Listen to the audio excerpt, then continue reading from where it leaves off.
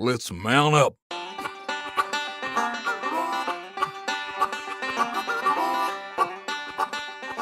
So this is an 1873 .45 caliber Peacemaker. Well, it's not a real one, but it is a replica, and I think it's going to be great for the shooting gallery. So I just wanted to take a few minutes to tell you about the gun and then walk you through the steps that I'm going to take to modify it so it will work in the gallery. So let's check it out. Okay, so I just want to tell you a little bit more about this gun. This is a Denix replica, non-firing replica gun. This company's out of Spain, and they have all sorts of different firearms and swords and different replicas that they make. And the cool thing is they have a whole Western line of guns, so there was a lot to choose from. Now, one of the reasons why I chose this is it was one of the lower cost options, which was helpful. But I mean, it was also just kind of, this was a popular style of gun. Looks like it's something you would see in a Western. And in fact, you do see these in different Western movies. So I thought this would be great for the shooting gallery. Now this is a really high quality gun here. It looks like a real gun. It feels like a real gun. Weighs a little bit over 2 pounds. It's all metal construction with wood grips here. So it's really, really high quality and definitely feels like the real thing. So what I'm going to need to figure out how to do here is modify this guy to work in our shooting gallery. So what this gun will need to have is an infrared LED in the barrel and then a switch that is pressed when you pull the trigger, right? So I've looked these up online, and I am able to take this guy apart. What I'll end up doing, I think right now, is drill a hole either in the metal here or maybe in the wood grips to get the wires into the gun. Most of it is hollowed out, so I should be able to run the wires to where I need to get them.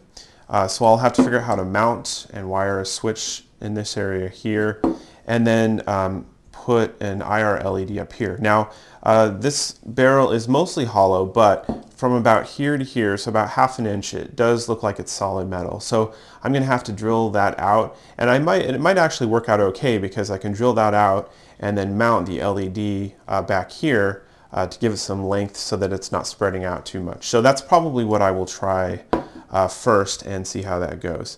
So yeah, so the next step is actually figuring out how to do this, and I will show you how that turns out next. Okay, so here's a look at the disassembled gun. Definitely the most difficult process of taking the gun apart was getting the wood grips off. It has here what looks like a screw. It's not actually a screw. It's basically like two metal pieces that are welded together. So I put it in a grip, a vise, and tried to unscrew these guys. It wasn't happening. So what I ended up doing was just drilling it out. Wasn't too bad. I definitely kind of nicked up the grip here a little bit, but that's not that big of a deal because I can just kind of sand that up and put some stain on it, and it'll be fine. So that was the most difficult part. Aside from that, there was 3 screws here going through here. Took those guys out, and it just all came apart really easy. So I wanted to show you here, basically I lucked out here on the trigger section. This is the trigger. It has a little spring that goes like this. And I wasn't really sure what this was going to be like, but it turns out there is exactly enough room. This is a small little push button switch here. There's enough room to slide that guy down there, and then this actually screws in here, and that's what holds the trigger in place. If I can get that, there we go. That holds the trigger in place, so when I put the cover back on, it'll hold the switch in, and you can pull the trigger, and it'll pull the switch. It'll push the switch. So that was great, and I think that's going to work out really well. I've put it all back together to make sure that it works and everything, and it worked great. So I was definitely happy about that. So that's the trigger. Now the barrel on this gun, there is a section of about 1.25 inches to 1.5 inches of solid metal. So what I needed to do was drill that out because I want to run wires for the IR LED that go in the barrel and then down through the gun and out the bottom here. So I was able to get a 12-inch long drill bit on Amazon for $5. This is a 1/8 inch bit, and worked out really well for drilling the hole. So I was able to get in the barrel here. Let me show you if I can get this back in there. I was able to drill it out. It wasn't very difficult, luckily. Let me get this in here so you can see. All right, there we go. So you can see I just kind of drilled it out, and then that way I can run my wires to the IR LED. So yeah, so overall it wasn't too bad to get apart. I think it's going to be really functional. I'll have to modify some stuff here because I don't want it to be, you know, pulling back the hammer here or anything like that. And I don't want the cylinder to rotate when you're pulling the trigger. So I'll do a little bit of modification before I put it back together. But I think it's going to work out really well. So the next step is to run the wires and hook up the switch and the LED. So I'll show you that next. Okay, so I was able to get the wires and components installed in the gun, and I wanted to show you how that turned out. So you can see here, I was able to get the switch installed underneath the trigger there, and I just happened to luck out with having enough room for the switch. When you pull the trigger, let's see if I can get this in here.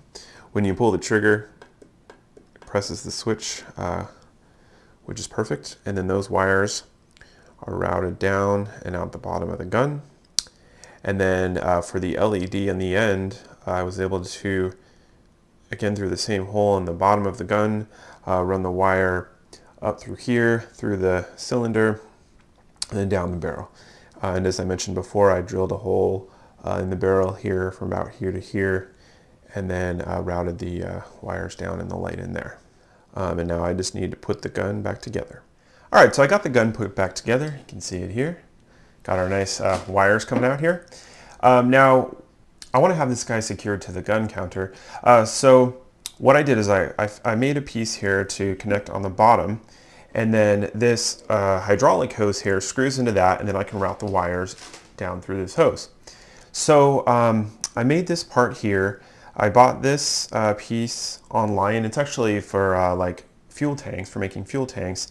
And then on the bottom is just a washer that I had lying around in the garage.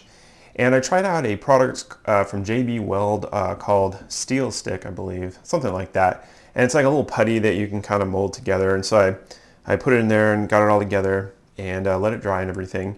And it seemed to work great. It seemed pretty secure. I was pretty proud of myself. And then I dropped the part on the ground, and then it broke off.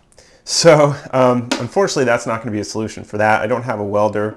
But so I am going to get these parts welded together. That way it's actually durable, because I would hate to do all this, have it all hooked up, and then have that break and having the wires be pulled on or something like that. So I still got to get that welded, but that'll just be welded, and then it'll screw on the bottom of the gun. The wires will go here, and then this screws on there, and then it'll be connected to the counter. So that was pretty cool.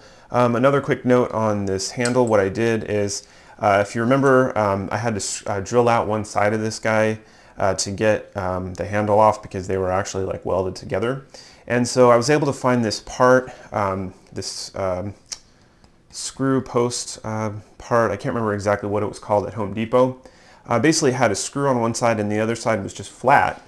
So what I did is I just took a hacksaw and a file and took the other side and replicated it, so that way it looked like a screw on both sides. And then what I did is I just used black spray paint to kind of age this to match the look of the gun. And I also did that on this part here so that it kind of matched the gun better. Otherwise, before it was just like a bright, you know, clear, clean steel. So that didn't look so great. So I just aged it with some spray paint. So yeah, I think that's pretty much it here on the gun. If you guys have any questions on any specifics, just let me know. Post a comment and I'll get back to you on that. Stay tuned for more updates on the shooting gallery.